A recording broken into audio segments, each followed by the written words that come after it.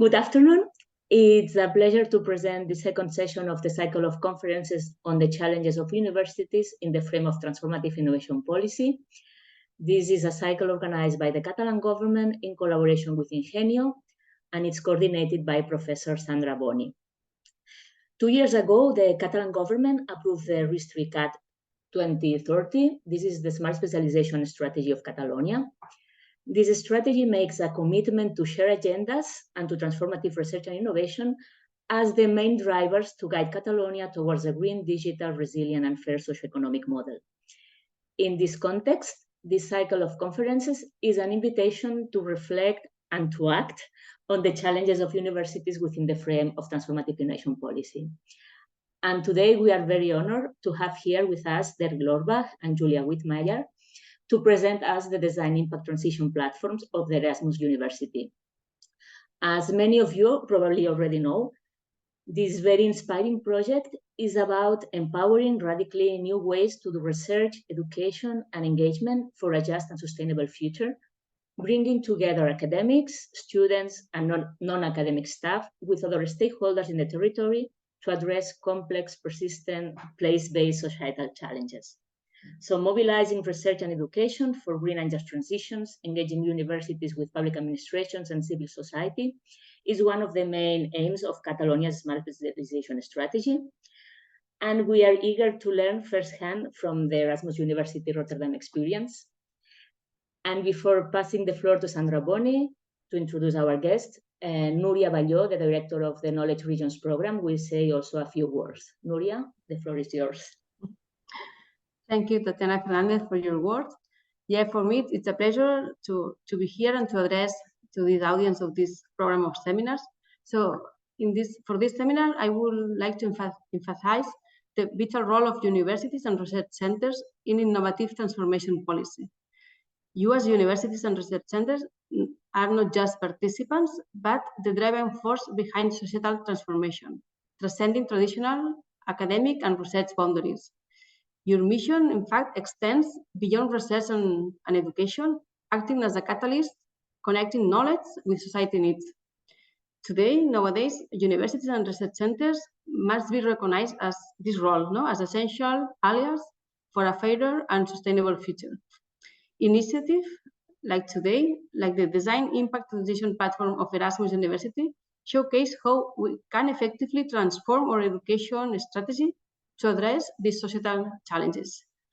Your experience is very relevant for our community. So it's thanks a lot, Derk and Julia, to share your experience to our community. Thanks a lot. Sandra, please. Okay. Well, thanks, Tatiana and Núria, for the introduction. And yeah, we are really honored to have you here. We are really looking forward to know more about your experience.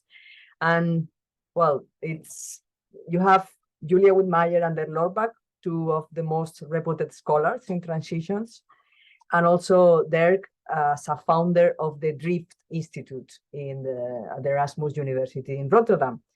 And the way in which Drift frames transitions in a participatory way, action research way, in collaboration with local organization, I think inspired as well the way in which your experience at the Erasmus University has been framed. So the idea is Derk and Julia will do an introduction of what they're doing, then I will pose some questions, and then the audience, you can use the question and answer device, or Preguntes y Respostes in Spanish, at the bottom of your screen. And I will try to introduce this question to Derk and Julia, and maybe I will ask some of you to ask the question directly. So thanks a lot again, Derk and Julia, and the floor is yours for your explanation of the experience. Thanks. Thank you so much, Sandra, and the whole organizing team for having us. It's an honor. You also raised some expectations with this introduction. And I'm really happy that we can be here to have a conversation with you and we share our experiences. But to prevent any disappointment later on, I can tell you that we are nowhere near succeeding yet in completing sustainability transitions, let alone transforming our whole university. But at least we have some experience with how you can approach it, and we have made some successes that we're going to share. Hopefully, bring some inspiration for you, and we expect also some inspiration back. So please engage with us via the Q&A chat or raising your hand or whatever mode is here. I'm Derk Loorbach. I'm a professor of socioeconomic transitions and director of Drift. I'll explain it a bit later. Also, the academic lead of the Design Impact Transition platform that we'll speak about. I'm here together with my colleague Julia. Maybe you can. Hi. Yeah. Hi, everybody. Yeah, thanks for the invitation. Julia Wittmayer, colleague of Derk at Drift, as well as at DIT, which we were going to be talking about, and also working at Erasmus University as assistant professor on societal governance questions. So we'll mainly focus on DIT, but maybe a few words beforehand, because Julia and myself have been working together for 17 years. 15, yeah. 15, sorry, it feels so long. At Drift, we started out as a normal sub-department within the School of Social and Behavioral Sciences of Erasmus University 20 years ago. So we have a celebration this year. In 2011, we were basically ejected from our faculty or our school. There were a lot of reasons, but one of them was that a lot of colleagues consider what we do normative. With normative, they mean unscientific, which might become clear throughout our presentation that we don't think so. Since 2011, we became structured as a social enterprise, which basically means that all the financial risk is with us. At Drift, and what we've developed together with by now almost 40 colleagues is a business model that is based on academic research funding, so Horizon projects and national research funding. But the financial logic is such that you need to bring additional money. And universities get public funding, we don't get any, so we need to make a profit on other activities.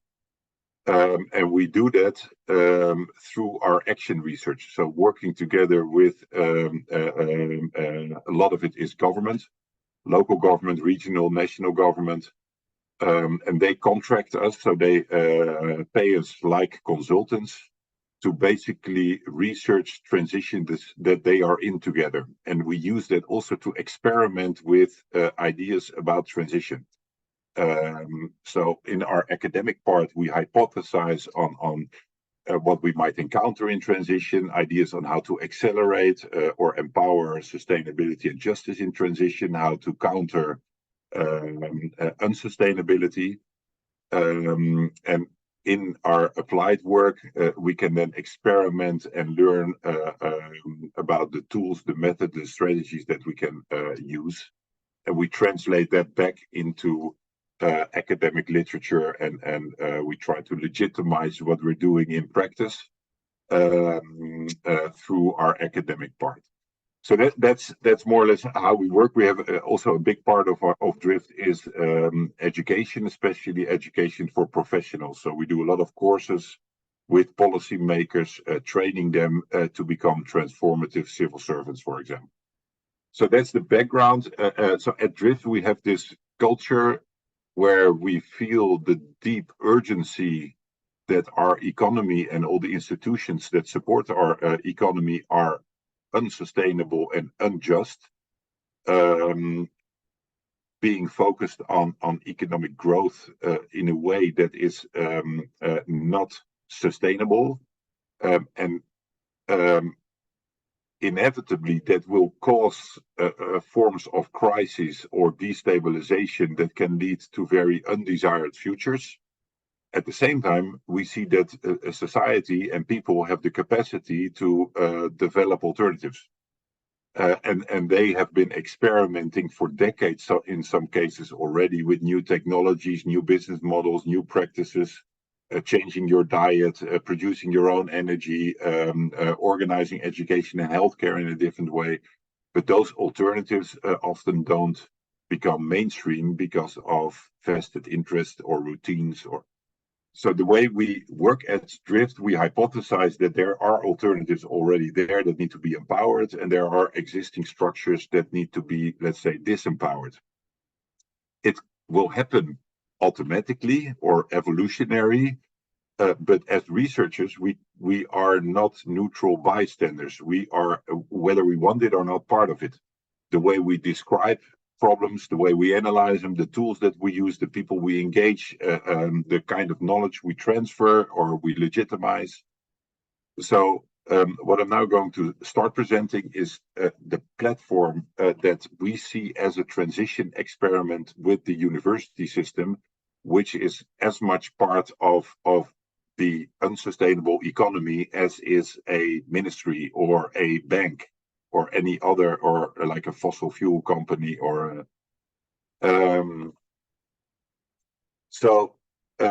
we will refer to it as DIT. The name is Design Impact Transition Platform. I can give you an anecdote on the name, but maybe that's taking too much time. But it has been the outcome of a very long process where Julia, myself, and other colleagues within Erasmus University have been trying to create more space for this kind of normative applied work, but also to making the argument that we need to have different institutional conditions for the kind of work that we are doing. Being a social enterprise as Drift gives us autonomy and independence, but it's also a complete struggle. At the same time, we deliver social impact and academic impact. So we do exactly what the university says or aspires to do or claims to do, but we don't get any formal institutional support, and certainly not financial support. So that feels unjust to us. So we try to change the system, and through a whole process, we came into the position to get a substantial amount of money from our university strategy budget, 4.5 million euros. And we framed it basically as a transition experiment. So trying to ask what kind of university would allow for transformative academic work. And we're now in the final year, and we'll go through what it is. So I won't introduce all the people, but just to show you that there's individuals behind it. And what we try to do is basically apply this transition idea, trying to find individuals within the different schools of our university, and to find entrepreneurial people to basically create a collective of people that try to make sense of what is a university in transition. It's a research question, and we try to research it by doing. For those of you that don't know Erasmus University, it's quite a big university in the Netherlands, and it has a very strong economic and business profile. It has 7 schools. It's intimately linked to a medical university, which is also called Erasmus, but that's a separate entity. Our schools are mostly social sciences, law, business school, economics, social sciences, health policy and management, culture and economics. And it's basically famous for producing ideas around economic growth, new public management, shareholder value maximization, business innovation. so in a way, disciplinary knowledge to help the economy grow, which is something we feel is maybe also part of the problem, and it's part of the regime of the university that we work against. The overall strategy of our university, as many universities do, is to create positive societal impact. It's a relatively undefined concept, and we, as transition researchers, take that as a label that we want to contribute as a university to a transformative change in society. So positive societal impact for us is not innovation or improvement or making something that is undesirable more sustainable or less bad. No, it's actually advancing transformative solutions. And by necessity, that requires an inter and transdisciplinary approach. So innovation of what exists can be achieved through specialization and disciplinary knowledge. But if you go to the real world and see complex problems and want to make a meaningful change there, you need to work together across academic disciplines, but also between academics and practitioners. And that's what we call transdisciplinarity. And we come into all sorts of organizations and domains. But the people that are working in there are the real experts on what is happening there. It will become clear later. So the DIT platform is one of the many strategy projects within this bigger context. And we have a number of, you could say, transition hypotheses behind it. We feel and also have some evidence that universities and researchers across the world are reflecting on the role of knowledge. So the disciplinary, descriptive, and more, let's say, neutral research, especially on complex social challenges, is more and more questioned for not delivering input upfront to the process. So a lot of research is describing or evaluating after the fact. We also say, and that's the second point, that there's a lot of experimentation already going on, starting with action research decades ago, transdisciplinarity, post-normal science, citizen science, co-creation. So there's a lot of alternative thoughts and experimentation going on in the space of sustainability transitions, and more broadly, that's about new roles of researchers and new methods and approaches. We also see that society is asking for a new role of research. A lot of policymakers, they don't want a new report, but they want to have knowledge co-creation in the process of transformation.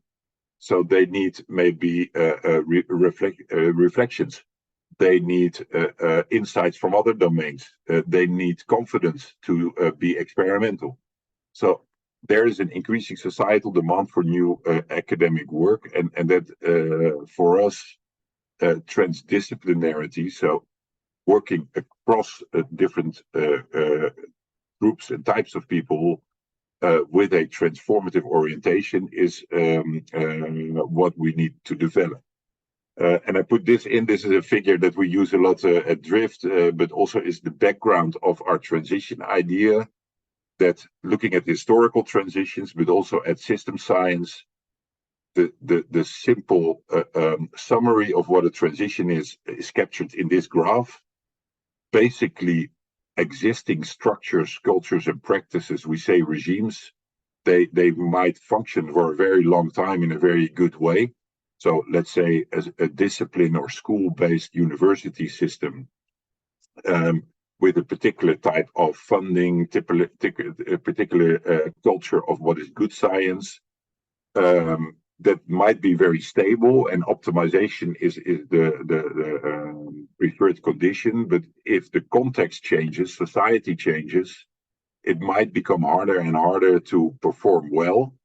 But all the conditions are geared towards doing it in the way that we've done for a long time. So it becomes harder, it becomes uncomfortable. You might start to see internal doubt or crisis, destabilization, as we call it, which might be a prelude to a feeling of chaos. That there is a loss of legitimacy, loss of certainty, suddenly something shifts, happens. And ultimately, if you look back to historical transitions, we see breakdown. We stop doing things, certain things are abandoned, companies go bankrupt, we stop doing stuff. The other side of transition, which is often also emphasized in the innovation work, is this process where alternatives really start outside of this regime and the mainstream in a more experimental way. They start to maybe learn, some successes are made, and more people join. So we see an accelerated uptake of alternatives or growth. And if that coincides with its destabilization, it can provide the ingredients for a structural or institutional shift. And in the end, a transition is basically a regime shift where old elements of the old regime are combined with new elements. So taking this to the university transition, we would say our regime in Erasmus University is still relatively stable, but destabilizing. The strategy is testament to it, and we hypothesize that within the different schools, there are a lot of individuals that also feel that unease and are maybe interested or curious or maybe already experimenting with new approaches to research. And in a way, we position this platform in the heart of this figure, saying, okay, let's create a mechanism, a platform, a magnet that brings together all these individuals. And then we try to make sense of this transition. So that leads to a number of sort of design principles, saying, okay, we need to bring these people together and reflexively, and Julia will talk more about it, go through a process of experimenting with the transformation that we think is possible and needed in education, research, and engagement. So we formulated in the first years also some kind of a vision, saying, okay, education is now mostly organized as a linear knowledge transfer within disciplines. So students are educated to learn the existing body of knowledge, but for transitions, they also need to develop the skills and the capacities and the tools and the mindset to become effective change agents in transformation, which is yes, about knowledge, but it's also, and perhaps even more, on capacities. On research, it's not only about generating academic knowledge within a discipline, but it's about developing knowledge in and with practice, as we say it, in a way that it produces added value to society, but also is academically sound and productive. In terms of engagement, it's also not about having institutional collaborations, but it's about finding the right people, actors, organizations that are already in engaging with the transitions that we feel are desired or interesting. I'm looking at Julia because at some point she's going to take over. I'll take it over. Let me take it over. Go ahead. Thanks, Derk. So what you see here is basically when we start dreaming around, like, how should it become? We started in 2021, basically just receiving the funding, trying to start up with a group of people, finding those people who would be wanting to experiment with us. And we thought, okay, in 2022, we need to just start doing it while we actually still building the team, building the ideas around what that is, this university in transition, the structures, the institutional structures that would be needed for it. So our metaphor for it was building the boat while sailing. And that was kind of the spirit of the first year. the second year, we were then much more looking forward. Okay, what is it that we're working towards? It's imagining the future university. And that's what we did last year, really also inviting everybody in the university to think along what that university could be. And the last year that we just entered 23 days ago is we call Dancing with the Deans.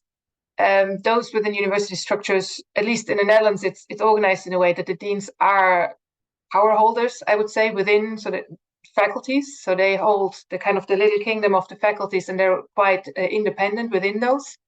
And that's why we thought, okay, let's take this figure of a power holder, the dean, and we wanted to start dancing with them this year, meaning, getting into this transformation with them. Derk is laughing. We're going to be talking about how that works or not works.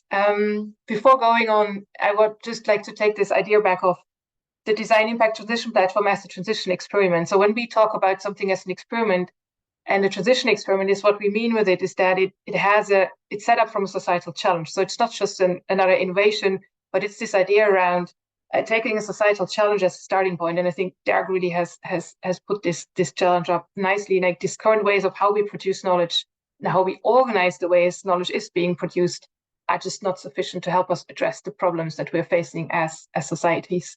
So taking this challenge as a starting point, the idea is then to have a learning mindset around that. So what is then transformative academic work, and which institutional context does it need? That's kind of the learning question that we then take on for the did work. And that's also showing the direction of where we think this needs to be going, because transition experimentation always has a kind of a direction, at least, if not an end goal. And we do that through actually actual researching what we're doing. So we are implementing this new platform. And while doing so, we are using what is called reflexive monitoring as an approach to help us not only do, but to also step back, reflect on what it is that we're doing, getting people on board that help us do that. And then from these reflections, steer the boat the other way. So understanding where we're at and seeing what the context needs or what opportunities arise, and help us kind of readjust our course while sailing, kind of. Okay, and maybe we can then go to the next slide.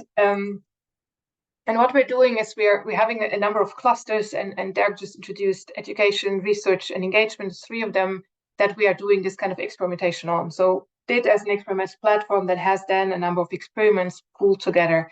So, and some of these come together to experiment with alternative ways to organize education. And then Derk has quite nicely already said, okay, there's this current situation, we have made an analysis of it, and in how education is being organized at the Erasmus University currently, really programmed and organized and content-wise being taken from within one faculty.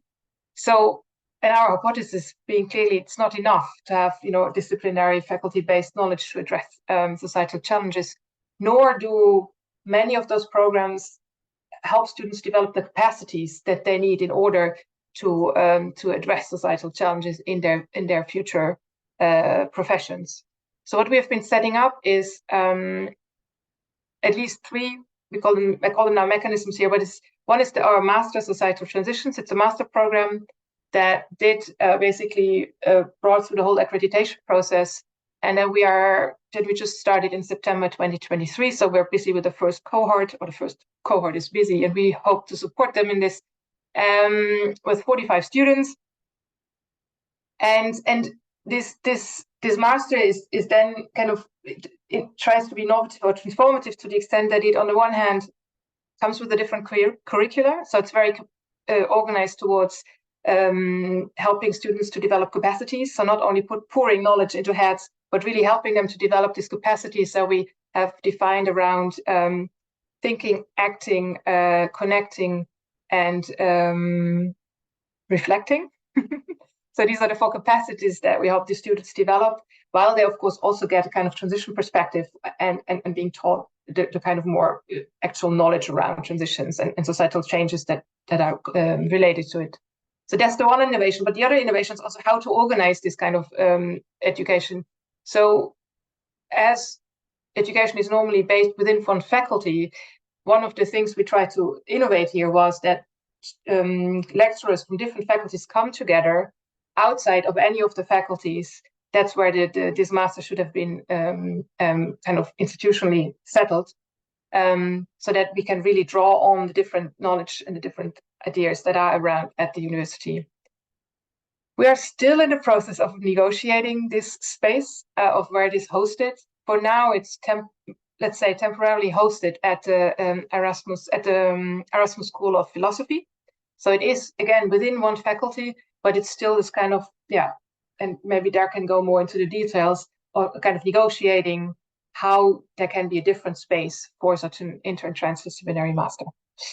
We have a similar kind of setup for the minor on sustainability transitions. That's a minor for bachelor students. And what we are currently developing, not only across the Erasmus University, but also with colleagues at the University of Delft, with which the Erasmus University has alliances. We try to set up modules that help researchers from different degrees of experience, so from PhDs up to the professors, to help them develop more transformative research capacity. So what are the kind of ethics around, what's the kind of co-production, what does that mean, how do I do this? So modular kind of education for those people. Okay, next slide, please. That goes into the cluster around alternative ways to organize research.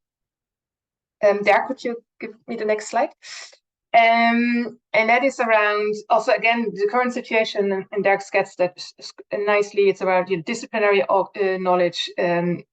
Researchers are being incentivized to work as individuals, competitive, the whole field is competitive, oriented towards age indexes and all these kind of output-oriented indicators.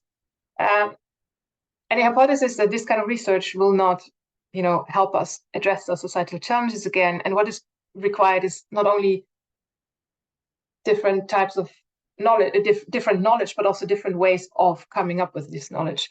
And what DIT has been experimenting with is the role of the DIT academic. So I'm a DIT academic, which means that I'm 1.5 days seconded to the DIT platform, while I'm also still at my faculty, and I'm kind of having this middle role between these two, and also the kind of negotiation role between these two institutional environments, helping me to draw from ESSP, but also kind of injecting back the knowledge around transformative academic work into the Faculty of Social Sciences. And each academic comes with his or her own academic assignment, so the kind of research projects that they're working on.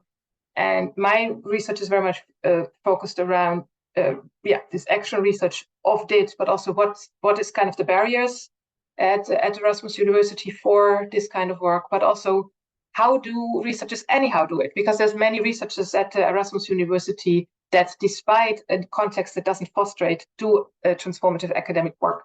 So how do they do it? How do they make sense of that? This is the kind of research I've been doing, but others have been doing different research that we can go into as well. And maybe one of the transdisciplinary research projects we have been working with is the province of South Holland has a knowledge program that provides space for transdisciplinary work on fostering transitions, and specifically circular transition in the province. And then with them, we have been looking into how have they actually doing the finance of this kind of transdisciplinary work, as well as how have they been governing the researchers. So the idea around who has the money has to say. It's also about how can we do finance research in a way that actually fosters the more collaborative forms of research, transdisciplinary research, and okay, sorry, I'm going to speed up. And the third point we're going to be that we experiment with before I hand over to Derk again is around alternative career path. Again, here's the DIT academics being really one of the examples, but also we have been trying to blur this very strong distinction that is at Erasmus University between support staff and academic staff, which in our perspective really kind of hinders a lot of development, because there's a lot of innovation that can happen in between. So we tried to experiment with what we call the developer position, so education developers or research developers.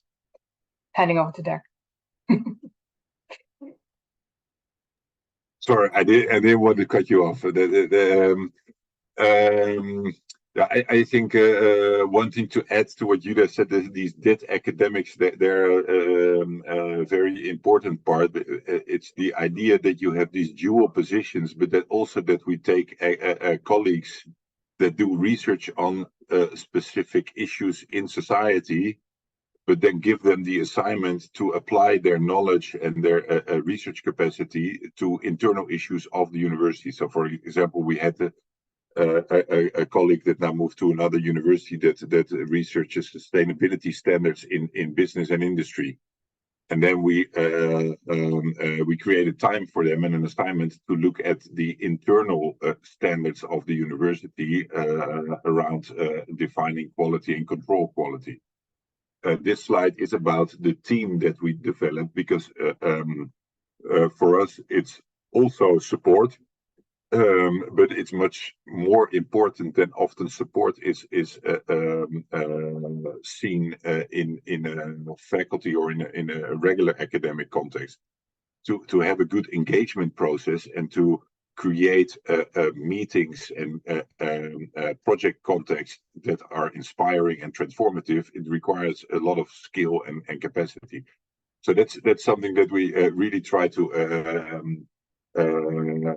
work on, and then this engagement. So part of transdisciplinarity is that you develop a different type of collaborative culture focused on transformative change, and we try to do that within the university. So there's a lot of, let's say, initiatives or pockets of change at the fringes of the schools or in the bigger ecosystem of the university that we try to bring together and create sort of a collaborative culture with. Some more successful than others, but we also try to do that externally. And we have a lot of experience at Drift with this. But we now try to do it in a more scaled way, trying to create, for example, transition ateliers, basically sessions where we bring practice, so policy and social entrepreneurs together with academics and with artists or creatives to imagine and to design and to think through radical transitions. I see Sandra coming up, so I think I just have to come to the end of it. And I think most has been said. We're trying to live through and imagine and practice a transformed university in a way that engages our colleagues. Try to learn from that experimentation to develop academic outputs. So we have quite a number of papers. We'll share the presentation. They are, and we also encounter a lot of struggles in this process. So we are not yet dancing with the deans. We certainly gathered hundreds of colleagues that attended meetings and are now in the conversation about sustainability and the change of the structure. But we've also encountered a lot of regime. It doesn't fit. There's no money for it. It's still normative. So there's still a very long way to go, but it also cannot be ignored. So the comparison, in comparison with 4 years ago, this master program is there to last. The kind of conversation we started will not go back. And we have a number of elements that we feel are have become irreversible. This is the summary of it. You can find a lot of things online. If you're interested, we'll share the link in the chat. And these are some of the papers that we produced the last couple of years. But we will share the presentation, and then you can dive into that.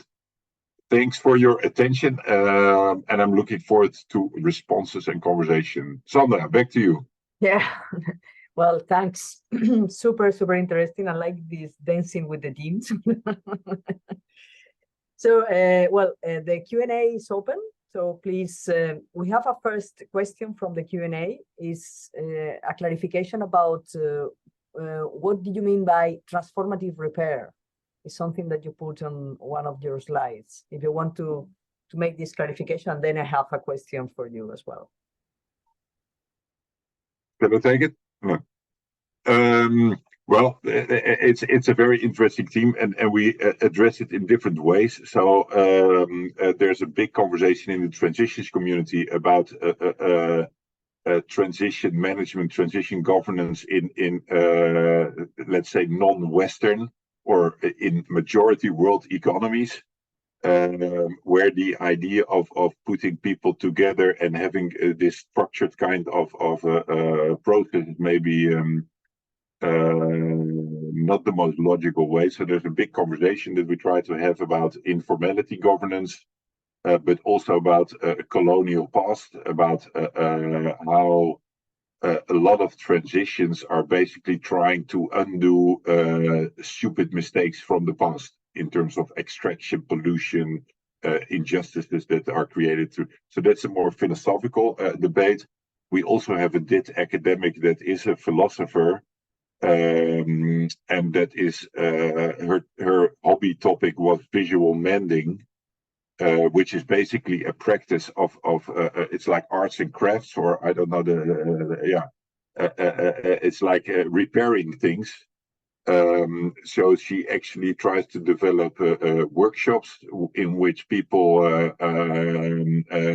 close holes in socks, so they repair their socks basically, but then also have a philosophical conversation about the role of repair, and she tries to also apply it to our educational system, where students often have to hand in a perfect thesis and get a grade for the end product, while for us education is about the learning process and also the mistakes, mistakes is the wrong word, but the things that you struggle with and maybe have to adjust or repair. So how do we get a model that actually appreciates how students go through that process of repair, rather than ask perfection from them, creating all sorts of well-being issues, for example. And the same, you might say, applies to researchers that have to that are assessed based on papers that are published, for example, which is at the end of the product, and the struggle is not acknowledged. So there are many different ways that we try to unpack this kind of a concept. Okay, good. I will pose you a question for you. It's, well, which one has been the key players involved in your deep transition, deep impact, and also which one has been your allies and your opponents if you have faced people against this idea of building this impact transition at university? Do you want to say something about it, Julia? I think you're better placed to answer this. I think maybe just to give it a start, and then you can add. I think most of the allies. So we have allies within the university. All those researchers that are struggling to do it differently, that are intrinsically motivated to do it, but struggle to find a space. They also struggle to find a space to engage with us, many of them, but they are our allies within the university. We have actually quite some support from what's called Erasmus Research Services, all those people that try to get researchers to apply for grants, for example, because many grants are now collaborative, right? Many of the EU grants are collaborative, and many researchers do not yet have experience with it. So these people are really like seeing where we're heading and what that means also in terms of the economic position of the university. And we have loads of allies also around the world rather than within the university. So like the invitation to here, the discussion is ongoing also in different places. And this is also where we find allies that again help us also to show internally that this what we are onto is something of importance, not only here, very small at the Erasmus University, but that is part of a broader movement, basically, to change universities. Maybe Derk can add on that. Yeah, it's also a continuous search. So over the course of the years, by being at Erasmus, we've sort of gradually created a network, but these are like tens of people and not hundreds of people that we work closely with, that are also open to this more transdisciplinary, transformative way of working. And we also are like action or activist researchers seizing opportunities. I think the critical turning point for us in getting the big platform was that we got a vice chancellor, a rector, that was a very atypical one, who said, well, Drift is doing something interesting. I want to have Julia and Derk in the strategy process. And a lot of colleagues regard Drift as a social enterprise, non-academic. It sounds like a company. So, there's a lot of cultural bias against us. But he put his foot down and said they wanted want them in the strategy, which was really critical. Unfortunately, half a year into the strategy, he stepped down, and we now have a board that appreciates us and advocates sustainability and impact. But when it really becomes interesting or tense, they still decide against us. Or there's some examples, for example, around the master, where there was a clear pathway to create an interdisciplinary exam board, at least a structure to accommodate interdisciplinary education, and they said it was too early, so they basically said it needs to go through a faculty again. So it's and I'm also adding this because it's not a straightforward process, and we see that we're on the right track, and in the long term we know things will be moving more in our direction. But a lot of the colleagues we encounter are locked in their daily, still traditional context, and we still don't always find the right words. I think that is a big thing, but also attitude to allow them to take another decision. Okay, now we have plenty of. Sorry, Julia, you want to? Yeah, I thought maybe there's this one question in the Q&A that relates to it a bit, because it's about early career researchers, and I think that they are our allies in terms of they come to university also thinking around academic work as being something that can change society. That's before we get kind of pulled down into a disciplinary stream. And I think that we try to reach them we have specific courses for PhD researchers, for early career researchers that want to do this more action-oriented work. And we also have a PhD study group that's really kind of trying to support those PhDs or early career researchers that want to do it differently and that struggle. So a kind of a peer community we're building around this, and just to really, also support this group of researchers. Yeah.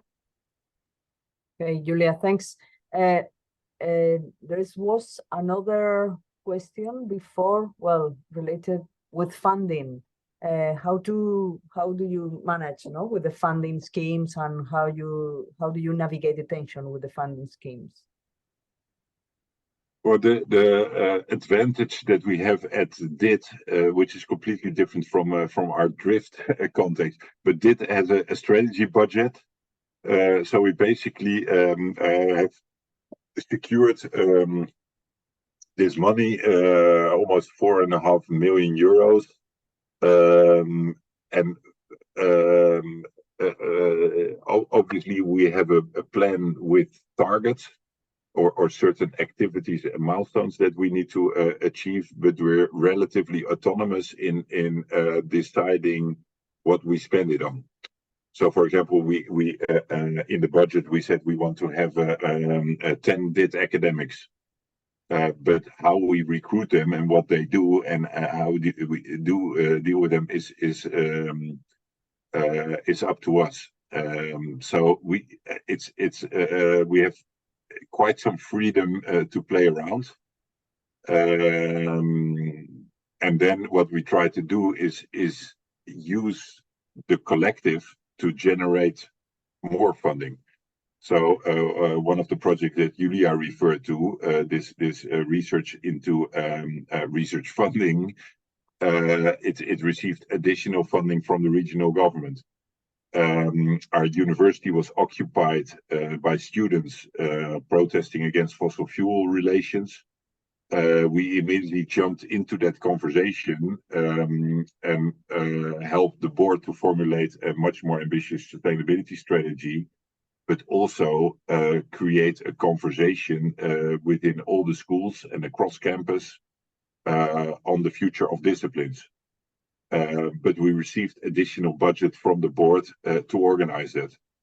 So it's also, so we use it maybe as a starting or an investment budget for which we do good things. But we do that also in a way that generates new ideas. So we're in a lot of proposals, applications. One of the biggest problems is our temporary status. So we cannot give permanent contracts. We cannot enter into long-term projects yet, or they need to be transferred to schools. So, yeah. Okay, thanks. There is a question from Tatiana. I say, to move from experiments to transformative innovation, we need new kind of research and innovation infrastructures in which stakeholders can work together with researchers on addressing place-based challenges. Can you tell us more about the research and innovation infrastructures that are needed? Yeah, I'm looking at you, Julia, because you did the research on it. Yeah. Let's see what I can come up.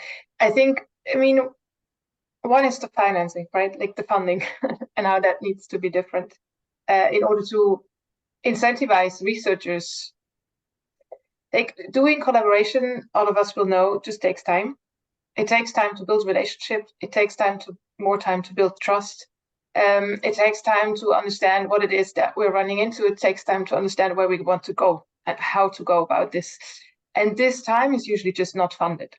So putting time into this just means we need to have a different research funding. So I think this is really a crucial point. But it also relates to rewards and recognition idea. So what is it that researchers are being rewarded for in their next career step?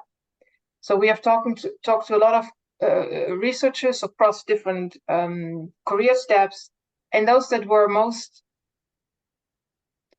outspoken were either the PhDs that had nothing to lose because they anyhow had temporary contracts and maybe even didn't want to go into academia or continue, and the associate researchers, associate professors, because they were tenured. So as of then, they could make the time to enter these kind of collaborations because they didn't have to hang up their next kind of publication anymore for the kind of rankings in order to move on. So I think also recognition and rewards is another a big step. But I just think it also just is in the culture and what it is that we value as a university, and what kind of values we would like to have. Yeah, go. I wanted to add that because I think you made very clear points about the more institutional conditions, the expectations, and the space to engage. But what we see on the engagement side, for it to be transformative, it requires at least two components. One is a very critical system analysis or system analytical attitude towards the status quo or towards analyzing what is there. And a lot of researchers feel still uncomfortable with it because it requires sort of a systems view, but also taking a position against unsustainability. And the other component it required is sort of an entrepreneurial, experimental, open-minded, and open-ended attitude towards doing. And given that this is sort of a collaborative exercise, it's also unclear what will come out of it. It's also unclear who owns it or who is the author of it. So as a researcher, you didn't become part of a bigger whole, and then you have to play different roles in that process, and then maybe you get a paper out, but maybe not, and maybe the most important thing is also that it generates learning and impact, contributing to transformative change. But so the cultures and structures and dominant practices within academia are often completely on the other side. You need to be in charge, you need to be the author, you need to be able to predict what comes out of it, and so on. And let me just add like two things. One is around the skill set. It's not only that they do not know, like, are not comfortable taking a system perspective. It's just also like, how do I approach people? How do I open such spaces? Kind of the facilitation skills that needs to come with the kind of the interpersonal. All that are skills and capacities that many researchers don't learn in when they're being in their education kind of up to here, and where there's lots of question and uncertainties or insecurities around. And the other thing I think is that not only academia needs to change, also what's being expected from society, from academia needs to change. So it is a lot of talk around societal impact. Universities need to make societal impact, but there's still lots of policymakers that just say, okay, I need this report because I need to have a legitimization for this and this point of view I want to present. So there needs to be this kind of, I called it dance, between these different roles that need to change. Not only the researcher that needs to change, but also the people that he or she's been working with in policy, in practice, need to also kind of adopt the kind of mindset that helps to think about transition in a more open-ended way that Derk was talking about. So it's kind of the societal transition that we're into. Yeah. Yeah, there was a question on the chat about these values of trust and transparency in the current competitive higher education arena. I think you answered more or less now, no, with your. And then we have another question from Antonio. Is good to know that RIF has allies in philosophy schools, scholars and practitioners. Do you think it is circumstantial, or it is a sign of a fertile functioning when the social science and humanities combine their forces? Fertile functioning. I like that. So I imagine that it's about that. It's also an interesting culture clash, I have to say, because for us there was a clear rationale behind these collaboration, because philosophy is the mother of all sciences, and in my background, I've been educated with quite some philosophy, but I think in transitions research there's a lot of space for philosophical questions and thinking, and it's also part of our action approach and of transdisciplinarity and this methodological advancement and how we think of the philosophy of science and the philosophy of technology. So it's an obvious link. But then we also got to know that, yes, there's fertile functioning there, and there's synergy, but there is also regime within the school of philosophy. So philosophy also developed as a discipline with its own academic culture, and part of it is philosophers thinking and writing about old philosophers, and not really in a very applied or action-oriented or socially engaged way. Also within the school of philosophy, you see that the younger generations, even the most intellectual philosophical ones, wanted to be meaningful and relevant and want to engage with these complex questions. So I think most of all it's fertile functioning. We have another question from Miriam. What relationship does DRIFT have with different levels of governance and other universities in the Netherlands? So how do the relation with other universities, I assume, can support the transition of the universities? Yeah, so at Drift, we have a very extensive network. So if you work together in these applied projects, you develop close collaborations. In our education for professionals, we now have like 2,000 or 3,000 alumni that also become ambassadors. So we have a very extensive network of people in practice. And it always amazes me how little that matters within our university. So I get some examples where colleagues or policymakers within the university have heard from outside stakeholders that we exist, and then so the extent to which it helps is I don't know. What we do is try to create alliances across universities. So we now develop a network of initiatives at other universities in the Netherlands, and try to also develop that internationally. We organize a bigger climate and ecology summit in May, which is all about a university transformation, and big part of it, one of the 2 days, will be dedicated to universities sharing experiences on transforming universities.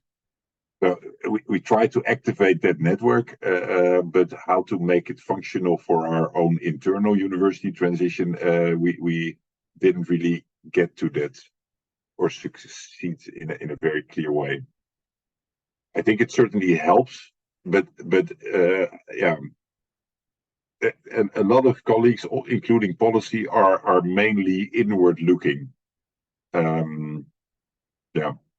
I guess this is also a bit the program of this year, right? The Dancing with the Deans is, of course, kind of a nice metaphor, but it's also the kind of work program that we're going to be also looking at this year, like how to get those power holders within, recognize what power holders at other, also Dutch universities already recognize, because we are invited to talk to other deans at other universities about what DIT is doing.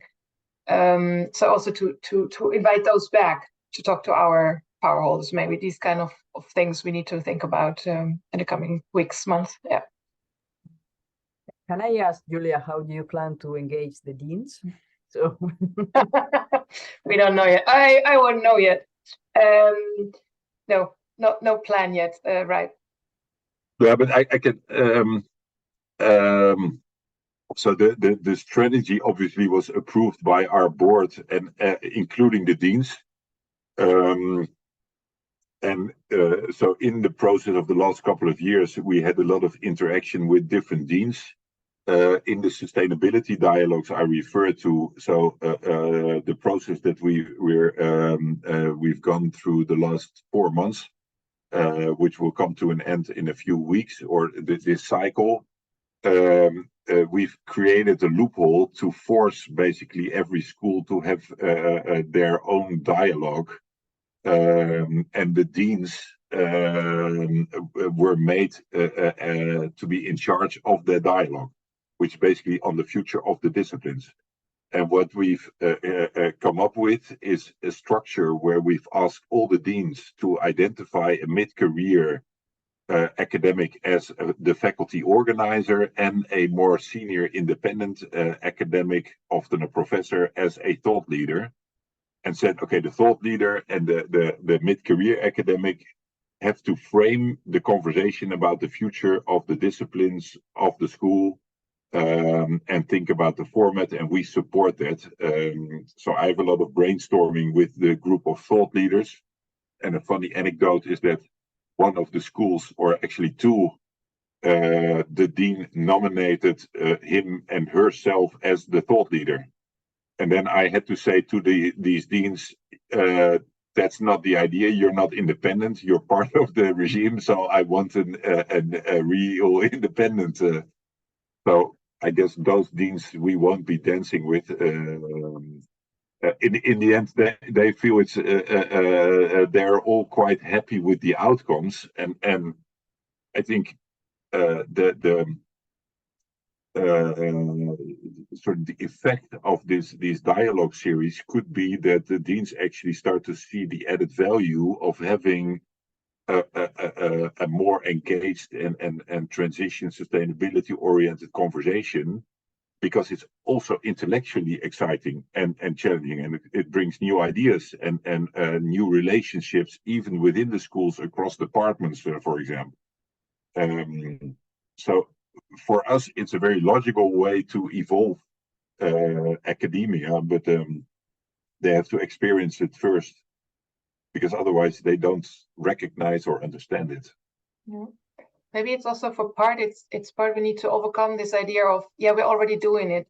So I think those of you who engage in trying to change the institutional environment, whether that's in a government or at a university, are going to run into those people who say, oh yeah, we do this already, right? And we are actually having quite some pilots at Erasmus University. Maybe it's also good to just say that, like, there is this pilot around team science and how that, can work. And that was a really kind of bottom-up approach at the School of Social Sciences, or the introduction of not only a research and education profile, but also an impact profile that's also being piloted with. So researchers can opt to become have an impact profile, and then they're not awarded anymore against the list of publications, but against the societal impact that they have. So there are these kinds of experiments running. And then you often get this idea, but we're doing this. And then the question, of course, of us is, okay, let's keep this ambition high and even higher, because it's not only this one thing. We want to change the environment, the ecosystem around it. Yeah. Thanks. We have another question on the chat from Cynthia. According to your experience, which has been the most fruitful transdisciplinary approach reached by this initiative? I'm not sure I understand the question in terms of what a fruitful transdisciplinary approach is, but I think we are quite pragmatic around, if it's about the kind of philosophical underpinnings of transdisciplinarity, we're quite pragmatic around which kind of approach we use. So this can go from more participatory action research that's very normative to really more instrumental. Okay, let's put different people into a room and see where we end up with. If that's it. So I think it depends on the context that we are working with. Yeah. We can give a lot of transdisciplinary examples from a Drift perspective. I think through the DIT platform so far, a lot of it was more interdisciplinary, like the development of the master program, the sustainability dialogues I referred to, but also the DIT academics working together on collaborative papers. But that's all more what we would call interdisciplinary. For this year, we have quite some experience like these transition ateliers or studios as a format. But that's something to still experiment with, because at Drift we have a very good experience with this transdisciplinary approach, but we can do it because we've created our own environment in this social enterprise where people work together and are rewarded for a contribution to a collaborative process. And our mission is to have impact on sustainability transition. So our incentive structure is also allowing or incentivizing, stimulating transdisciplinarity. Whether we are successful in translating that into a model for the whole university is still questionable, because we still don't know yet if we find enough researchers to participate and to invest time in something that they are not directly paid for or rewarded for within their school. So, for example, we have this transition design session on a city without private cars. So what would a public cooperative mobility system look like for a city without private cars? How do we make sure everybody still has access to cars? What would be the business model? What would be the infrastructure, the governance model, the legal systems? What would it look like spatially? So I think artists, creatives can imagine and visualize this. We can imagine the day in the life. Engineers can think about the infrastructure.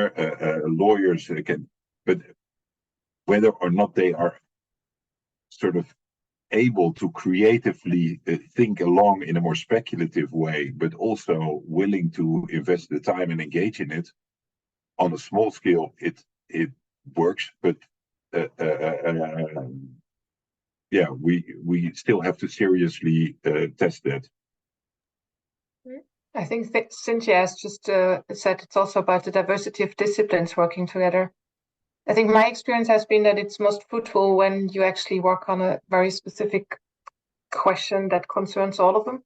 So last year we have been collaborating around the ethics of transformative research with a whole range of people from different disciplinary backgrounds, both within the Erasmus University as well as outside the Erasmus University, to think at what is the kind of ethical challenges we run into, how are they not mainly solved by the ethical review boards and processes that are in place, and what else is it that we would need in order to, have the feeling that we act in an ethical way and get approval around this. And from this working, we kind of, as academics, we wrote it up. We exchanged, we shared, we collaborated, so we had sessions around it, but we also wrote it up into a publication that we then now take. Some of us want to bring that back to their universities to then talk to their ethical review boards and make sessions around that, bringing these ethical review boards across universities again together, and take it further. So that's kind of a process that I found a very fruitful way to do it, as an example. Yeah. Can I ask you a question about this conversation? When you bring together people to discuss about the mobility system, are you inviting also external actors? I mean, this conversation I can imagine that are not only between academics, also... It starts there. So our role as transition researchers is look at, for example, the urban, and I use it as an example because everybody can understand it. We've been working a lot on the mobility system, theoretically and practically. And if you look at it, it's unsustainable and unjust.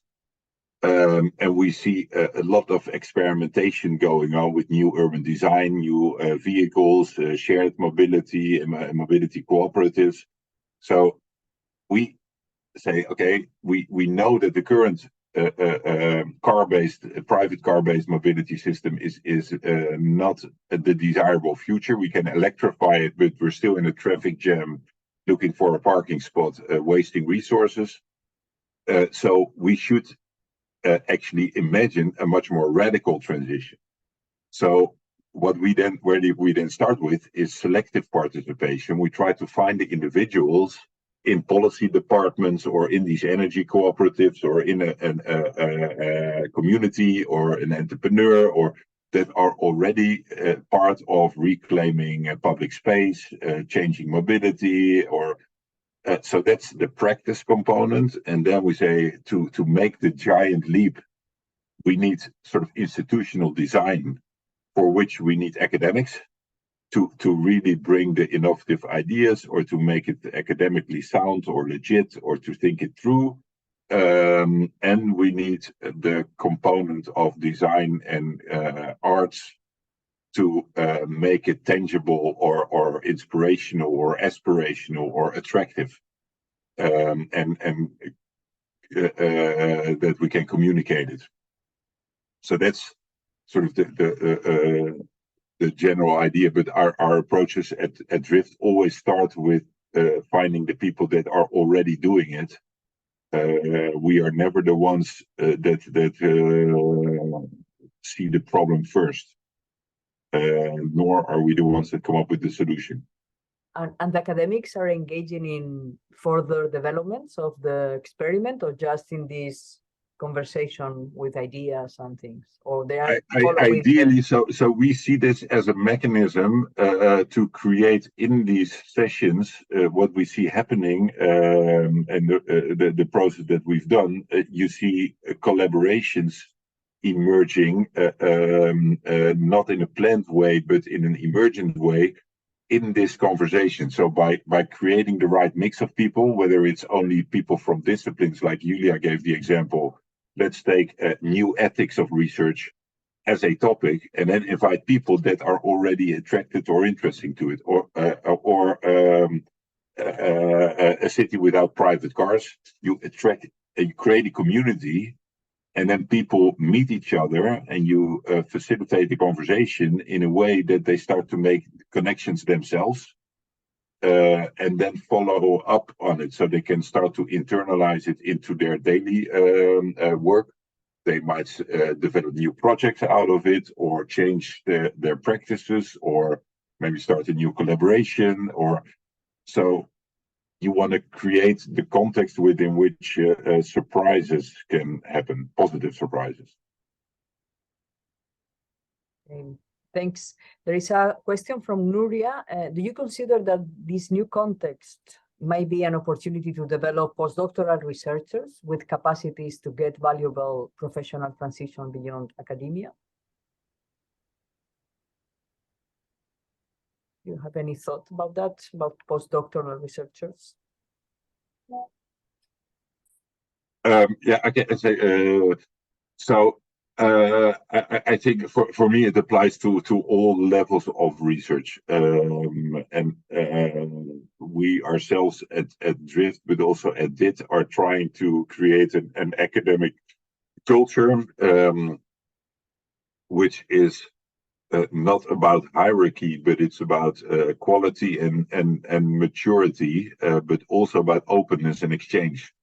And Julia already referred to it in a way that young researchers, especially their PhD, they might easily already get locked into a disciplinary, more traditional culture.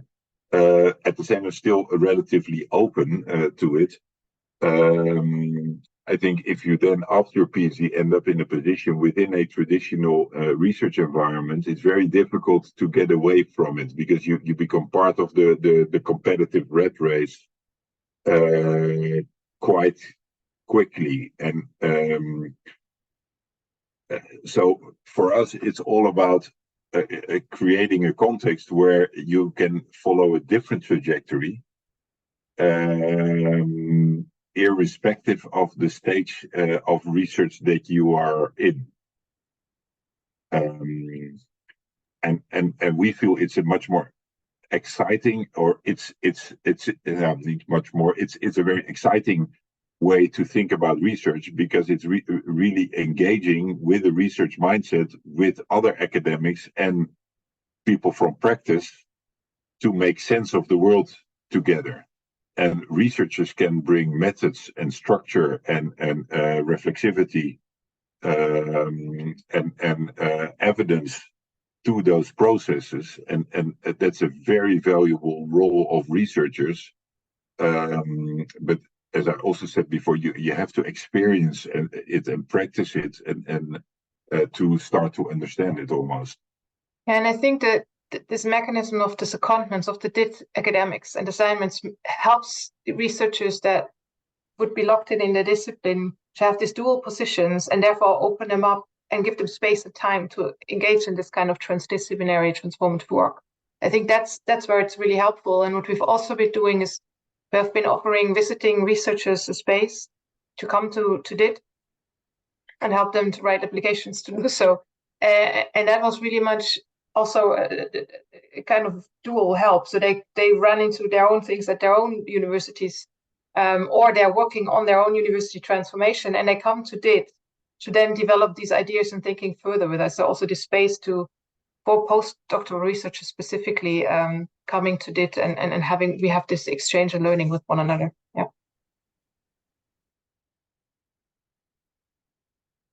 You're muted. Yeah. So sorry. Just to finish the conversation, there are 2 comments in the Q&A. I'm looking at Bertha Paz, but maybe it can be clarified. Yeah, I don't know if Bertha is around. Bertha Paz, are you around and you want to clarify your question? Yes, I am around. I'm here. Okay, Berta, go on. Yeah, first of all, congratulations. I am very happy. I am extremely happy of listening to you and see the project that you are developing. And for me, I mean, we're working for more than a decade now in using a strategy, a clear strategy with a process that allows us to also work with the community, but in a structured way, and also including the reflection and analysis of the students. We have seen that some of the difficulties that we have faced for this transformation of the university comes from the values that are predominant now in the universities. And I have heard many times, oh, that is very nice. This is how the university should be, but it's not. And like, you know, a lot of questions there.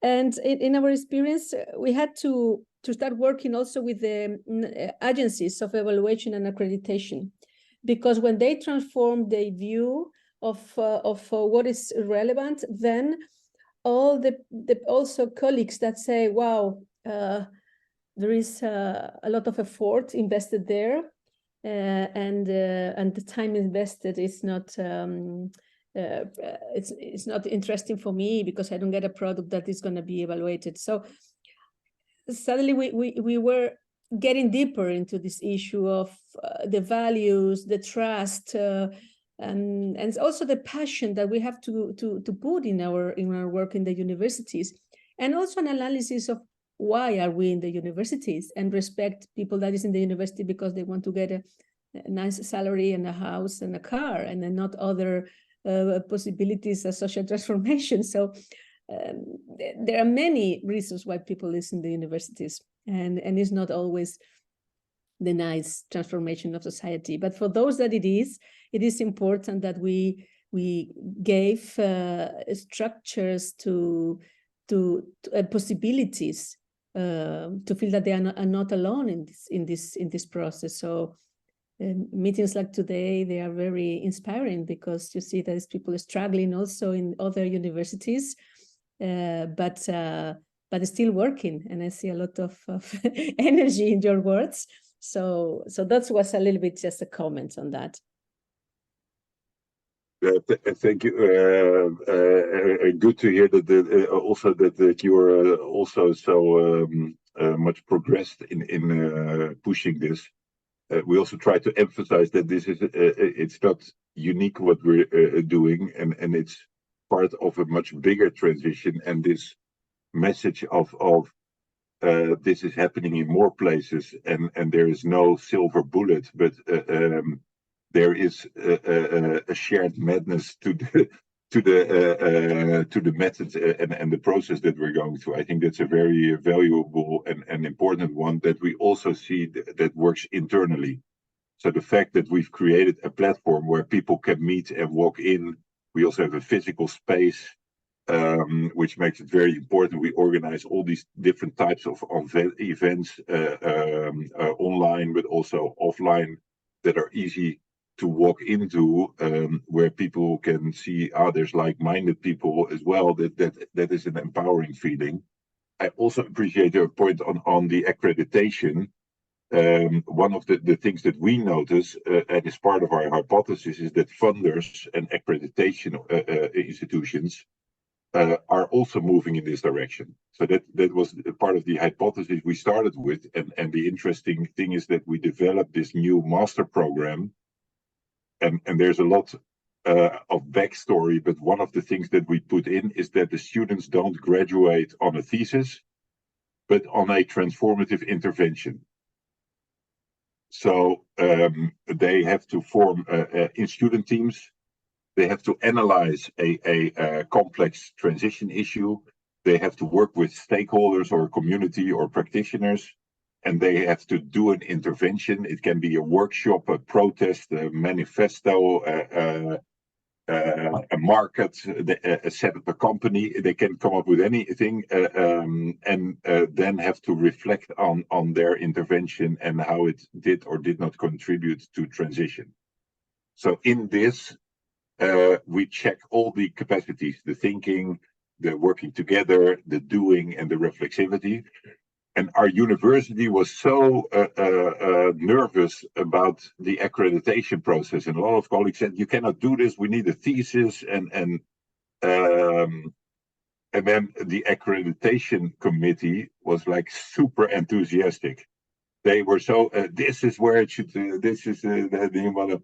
And then we never heard back from our university officials. We expected at least like a bottle of champagne or something, but yeah, and also because they are now, they then became uncomfortable. What do we do with this master program? Because there's no interdisciplinary exam board, so it needs to go to a school, and then the School of Philosophy, the exam board said, yeah, you should graduate on a thesis. So what kind?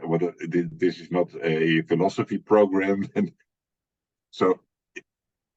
In a way, we feel that we're in the situation that external funders and accreditation organizations are more on our side than our internal staff and colleagues and institutional actors. Well, I hope the Spanish accreditation bodies are similar to the Dutch ones. We're trying. I'm not so sure. But anyway. Thank you. Yeah. Okay, I think we don't have time for more. Well, it's been a big pleasure knowing from you directly about the DEET initiative and taking the time to answer to all our questions. No, I think, well, Tatiana and Nuria, you have an invitation to go and speak with the Dutch regional governments. I think it's good. Will be a good exchange.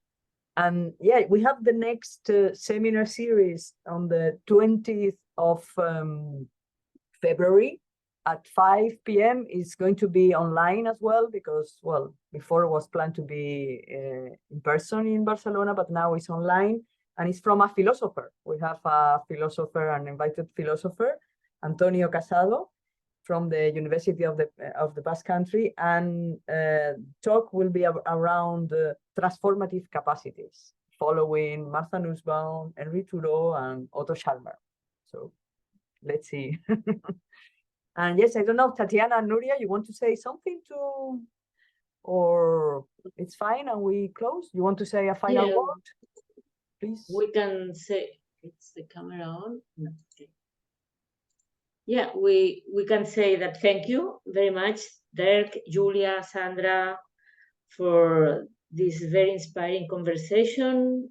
I would say it has provided us with a lot of food for thought, and we are happy to have more conversations with you and to explore possibilities, opportunities, because our lines of work are in parallel, so, and have many things in common. So looking forward to collaborations and to more conversations with you.